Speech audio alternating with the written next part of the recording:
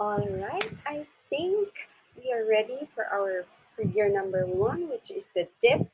This dip is similar to the movement dipping. So what we're going to dip here is not our hands, but our feet inside those two bamboo poles.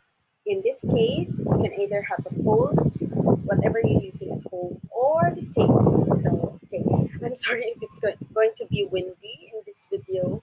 I'll just continue with this and then we'll just record again next time. So again, going back, dip. So the pattern is dip, dip, up. So your feet movement will follow that pattern. So I think we're ready to do the dip step.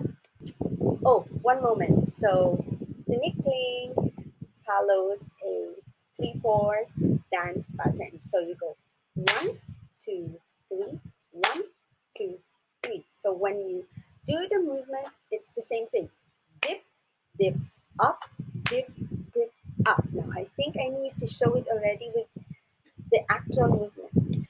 All right, notice the two marks I put on the floor, and then I will be facing I will not be mirroring you, but facing the other way so you'll see the movements of my feet. So I'm going to count or say the pattern first. Here we go.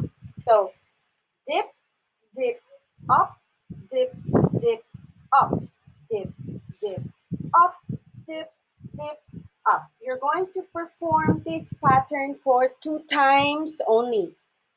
So again, dip, dip, up, dip, dip, up. That's it. Okay?